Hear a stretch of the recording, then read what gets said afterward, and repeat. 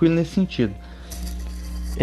Verso 10, né? Verso 10 do Daniel 12, continuando aqui na sequência. Muitos serão purificados e embranquecidos e provados, mas os ímpios procederão impiamente, e nenhum dos ímpios entenderá, mas os sábios entenderão. Repetindo aqui, ó, muitos serão purificados. Como assim purificados? Na Bíblia, né, nos profetas, ele dizia que tinha que purificar como purifica a prata, como é pelo fogo, né? Isto é, pela tribulação. Então muitas vezes o discípulo, né, o povo de Deus passa por tribulações na vida, mas que são tribulações em que ele vai crescer, né? Ele vai ser purificado pelo fogo, né? Que é pelo fogo que se purifica a prata, né? Para você ter um melhor desenvolvimento espiritual, tá? Por isso que o Eterno às vezes permite determinadas coisas. E serão purificados e embranquecidos, ou seja, alvejados, ou seja, pessoas que vão, qual o sentido aqui? Lavar as suas vestes no sangue do Cordeiro, para terem vestes limpas, veste branca, veste de justiça, não ter veste imunda e suja, né? E é isso que é o significado da coisa. Muitos serão purificados, embranquecidos e provados. Aí mais uma vez, como se prova a prata? Pelo fogo, pelo fogo. Ok? Então esse é o sentido. Então vai ter tribulação, vai ter mesmo, cara. O Messias no episódio sobre Mateus 24, sermão profético, o Messias não prometeu facilidade para ninguém. Ele prometeu a salvação para quem perseverar. Então os problemas vão surgir, a perseguição vai surgir, essa coisa toda, mas tem que perseverar. Mas os ímpios procederão impiamente, e nenhum dos ímpios entenderá, mas os sábios entenderão. Então o Eterno,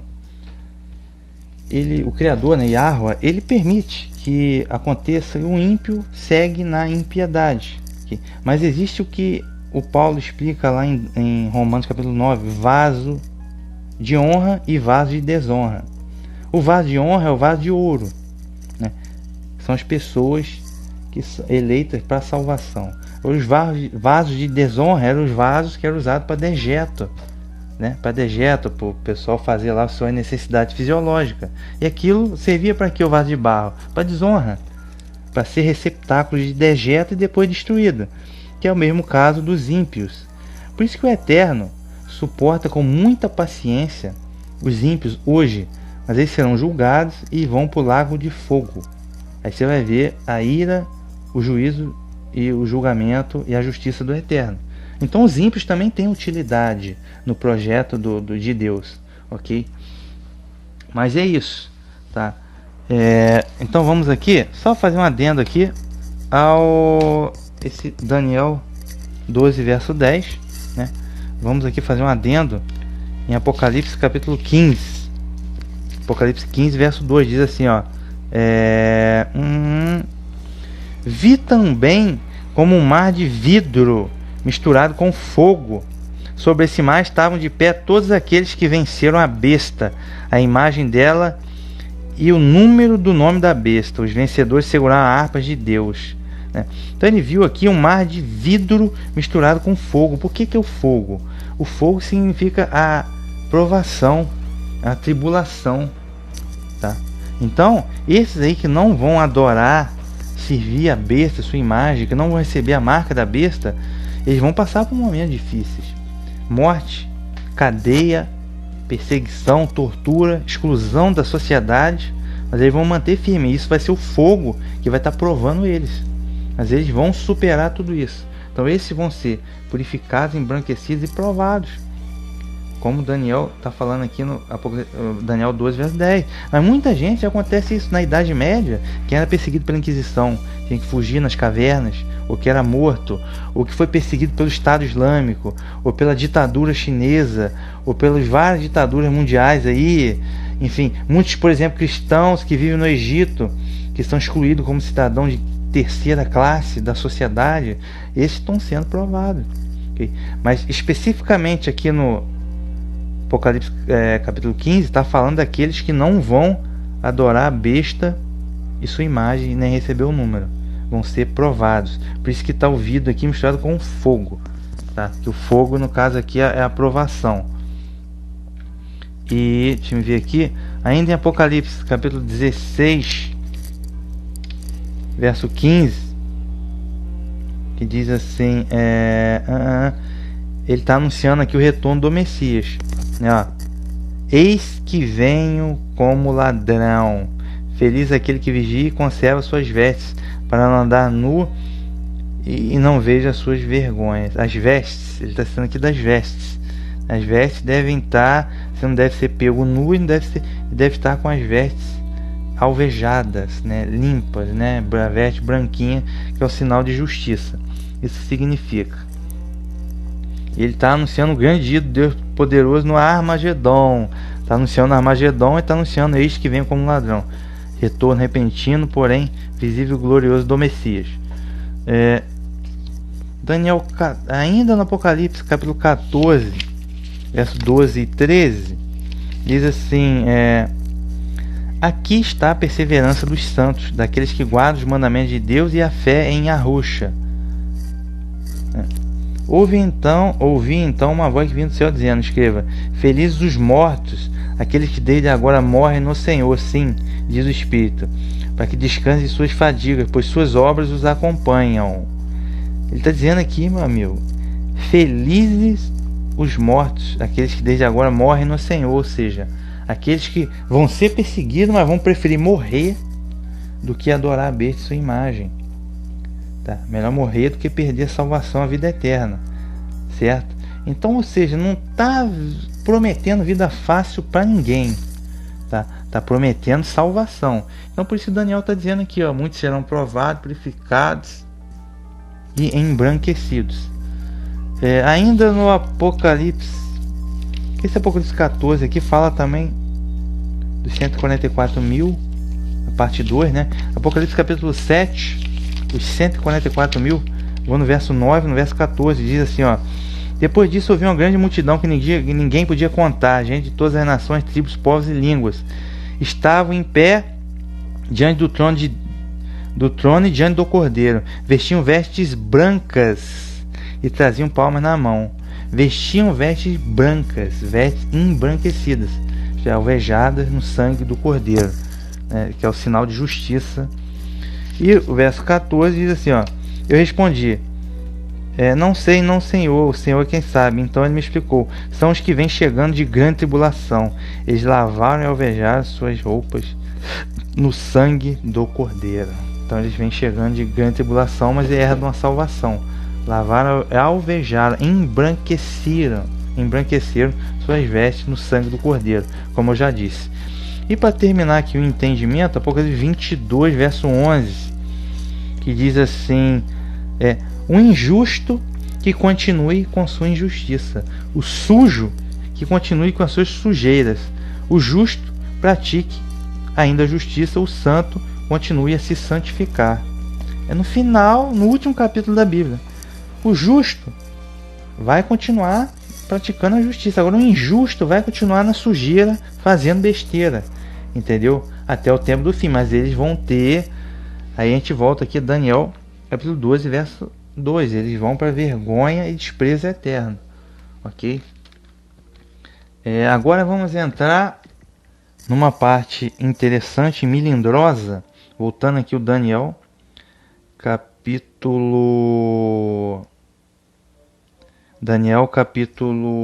12, né? A partir do verso 11, é uma parte melindrosa que a gente vai tratar muito com datas.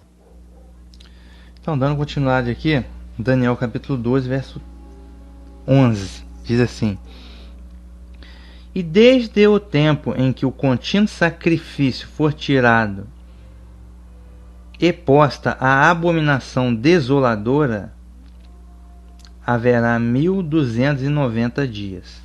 Repetindo, e desde o tempo em que o contínuo sacrifício for tirado, o que é o contínuo sacrifício? Era o sacrifício que havia continuamente no templo, né, em Jerusalém, o sacrifício da manhã, o sacrifício da tarde, os diversos sacrifícios de Shabat, aquela coisa toda, né, que era feito no templo. Então isso aqui tem a ver com o templo, tá? E desde o tempo em que como é que é? Desde o tempo em que o contínuo sacrifício for tirado e posta a abominação desoladora, haverá 1290 dias. Então, o que seria essa abominação desoladora, né? Surge a questão. Então, aparentemente, alguma coisa vai ser colocada, deveria ser colocada no lugar do templo. E essa coisa seria uma abominação. Por quê? Porque o local do templo é sagrado, é santo. A adoração hoje é espírito e verdade, em qualquer lugar que você estiver. Não precisamos nos deslocar até Jerusalém para ter acesso ao eterno. Hoje o nosso sumo sacerdote é o Messias. Ok, mas Jerusalém ainda assim é a cidade do grande rei. Jerusalém, principalmente aquele monte que era o Monte Moriá, o monte do templo, sagrado, lugar sagrado, tá? Um local sagrado. Então, nessa profecia aqui está dizendo que alguma coisa seria tirada, certo? E colocada no lugar do templo, tá?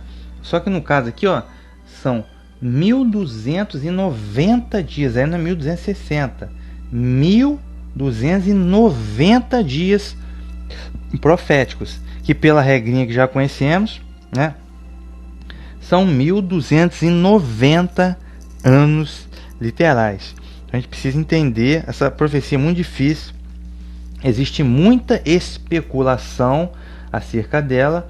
No entanto, eu irei especular um pouco sobre aquilo que eu acredito que seja, em que inclusive já foi cumprido, tá? Você vai ver a foto aí que eu estou botando na tela. Essa foto é a mesquita, esse é o Domo da Rocha, né? Que tem essa cúpula dourada. Qualquer cartão postal de Jerusalém tem isso daí, né? O Domo da Rocha. A grande questão, então, isso aí existe hoje, tá? Em Jerusalém. A questão é, acredita-se que esse local onde está o Domo da Rocha, a cúpula dourada, é o local, o monte do templo. Acredita-se nisso, os judeus acreditam nisso firmemente, né, com 100% de segurança eles acreditam. Só que aí onde era o local do templo está uma mesquita islâmica. O que significa isso? Significa que é uma construção pagã, né, no local do templo. Não foi ordenado que eles construíssem isso ali, tá? O Deus de Israel, soberano, Kadosh Baruch Hu, Yahweh Tsevaot, Yahweh, o Senhor dos Exércitos, Pai do nosso Messias, né, e Salvador Yahusha, não ordenou que isso fosse construído lá. Okay? Consequentemente, se essa coisa está no lugar onde não deveria estar, é uma abominação. É um templo pagão que está ali. Ok? Então, pode ser que essa coisa abominável que foi colocada, né, essa abominação desoladora, pode ser justamente a mesquita de Al-Aqsa e o Domo da Rocha islâmico que foi colocado no monte do templo, onde era o templo sagrado, né? Para isso, vamos recorrer um pouco de conta. Por quê? Ele está dizendo aqui um período de 1290 dias, né, que são 1290 anos literais. E ele fala aqui no verso 11, desde o tempo em que o contínuo sacrifício for tirado. Bem, o contínuo sacrifício ele foi tirado no ano 70, que foi quando o templo, o segundo templo, né, o templo de Herodes, foi destruído pela invasão romana do príncipe Tito, né, cumprindo aí a abominação da desolação do Daniel capítulo 9, verso 27, né?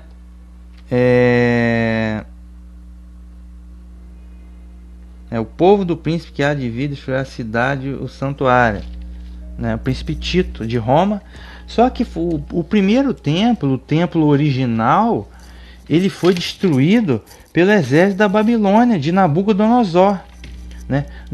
Por volta do ano 607 a.C., antes do Messias, né? Então, se a gente fizer uma continha aqui, ó, então nesse ano, menos 607, tá?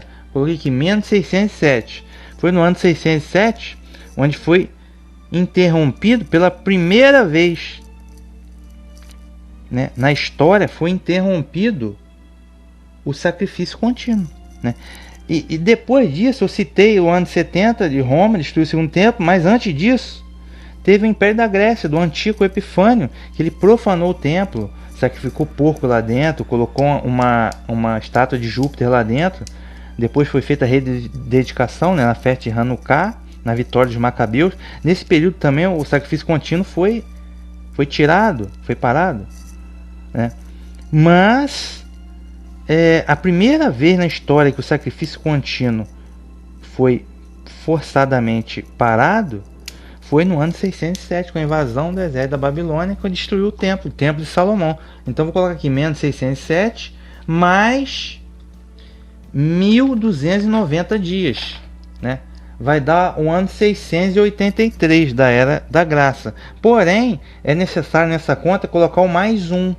Por que mais um? Porque do ano menos 1 até o ano 1, né, conta-se apenas um ano. Na matemática, menos 1, 0 mais 1 seria 2.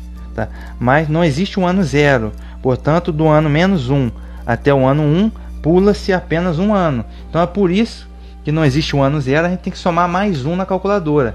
Então daria o ano 684 da Era da Graça, século 7. Tá? Ano 684. Então, o que aconteceu no ano 684? É justamente nesse período que começa a construção do Domo da Rocha, né? Conforme está aqui na Wikipédia, Cúpula da Rocha. Ó, vamos ler aqui, ó. Cúpula da Rocha ou Domo da Rocha é um edifício situado no Monte do Templo, na cidade velha de Jerusalém, constituído no século 7.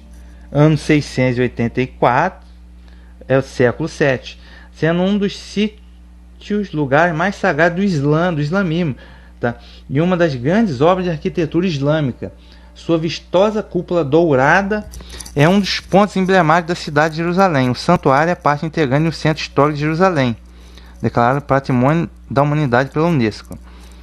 O edifício é um santuário construído onde teria sido o altar de sacrifício usado por Abraão, Jacó e outros profetas que introduziram o ritual do culto judaico. Davi e Salomão também consideravam o local sagrado.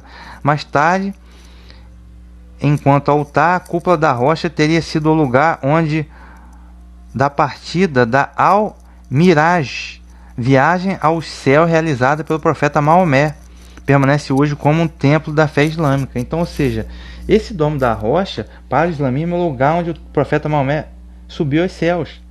E é claro, o profeta Maomé é um falso profeta. Ele negou o sacrifício do Messias. Porque para o islamismo, o Messias não é o Cordeiro de Deus, ele não é o Filho unigênito de Deus, é um profeta. E o Maomé foi, como o último do profeta, maior do que o Messias, né? Maior do que Yahushua, dizem eles. Isso é bom. Eles dizem que o Messias não é o Cordeiro de Deus, ele não morreu para a expiação dos pecados. Então, ou seja, é uma doutrina do mal, entendeu? E esse templo é um santuário pagão e é uma abominação, ok? No lugar que foi lugar sagrado, que foi o templo de Jerusalém, né? Continuando aqui, a Cúpula da Rocha recebeu este outro nome devido à grande rocha circunscrita a ela que foi usada em sacrifício, atualmente protegida no interior da mesquita de Omar, e construiu uma das razões pela qual a cidade de Jerusalém é considerada cidade santa por várias religiões, né? Segundo a tradição judaica, foi nessa rocha, Monte Moriá, que é o Monte do Templo, que Abraão preparou o sacrifício de seu filho Isaque a Deus, onde 1000 anos antes de Cristo, do Messias, o rei Salomão construiu o primeiro templo. Então, acredita-se que esse é o lugar do templo, que está lá um santuário pagão islâmico. E aqui, se a gente olhar aqui, ó, início da construção, vamos lá. O início da construção foi no ano, ele está datando aqui de 685, né? Possivelmente ele começou lá, pode ser em 685, 684, 683, pode ser que eles resolveram construir a coisa em 684, porque, se eu não me engano, os exércitos maometanos, aí seria a quinta trombeta do Apocalipse, eles chegaram em Jerusalém por volta de 683, né? Porque o profeta Maomé morreu em 632, se eu não me engano. Ele nasceu no ano 570, morreu no ano 632. Aí começou o sogro dele, aí vieram os 4 califas bem guiados, né? O primeiro deles foi o sogro, o profeta Maomé, começou o expansionismo islâmico e eles chegaram em Jerusalém por volta de 683. Então, vê, senhores, a data que eu localizei aqui foi 684. 685, ele teria começado já a construção do Domo da Rocha, entendeu, senhores? Então, trata-se de um... E qual o problema que isso tem hoje, no ano 2022? O problema é que não tem como tirar isso de lá por enquanto. Porque se tirar aquilo de lá de qualquer maneira, vai arrumar uma guerra com o mundo islâmico que pode virar uma guerra mundial do sionismo contra o islamismo, né? Então, esse é o problema. O que os judeus querem? Um templo, lá um terceiro templo a todo custo. Tá tudo pronto para iniciar as coisas, a construção. O problema é que tá esse Domo da Rocha, Mesquita de Omar, e essa outra aqui que é a Mesquita de Al-Aqsa, né? Mesquita de Al-Aqsa, que tá lá junto, lá no mesmo espaço lá, Mesquita de Al-Aqsa. E como que tira aquilo dali para construir um templo para os judeus? Entendeu? Não tem como. No momento, ou seja, aí eles dizem, há quem diga que o anticristo vai conseguir fazer isso, ou como dizem os judeus, é o Messias que eles estão esperando, vai fazer isso. Mas vamos ler um pouquinho aqui sobre Mesquita de Al-Aqsa. Mesquita de Al-Aqsa situa-se na cidade de Jerusalém, mais concretamente na cidade antiga, na parte do nobre santuário, terceiro lugar sagrado para o islamismo, depois de Meca e Medina. O judaísmo designa desse espaço por Harba, o Monte do Templo. É a maior mesquita de Jerusalém, tendo capacidade de 5.000 pessoas, né? Então, senhores, aqui, ó, a mesquita, aqui, ó, porque eles acreditam que o nome Mesquita de Al-Aqsa é mesquita distante. Eles acham que uma passagem do Alcorão descreve uma viagem noturna do profeta Mohammed, desde a Meca até a mesquita distante. Essa viagem é conhecida como Isra. Embora não seja mencionado no Alcorão o nome de Jerusalém, as tradições islâmicas posteriores identificam o local como Monte do Templo de Jerusalém. De acordo com a visão islâmica, a partir deste ponto, Mohammed ascendeu ao céu, a Miraj, onde dialogou com os profetas como Moisés antes de se encontrar com Deus. Então, ou seja, tem um problema religioso aí seríssimo. Como que você mexe com o mundo islâmico inteiro para tirar essa mesquita dali e fazer o templo? É um problema seríssimo para resolver.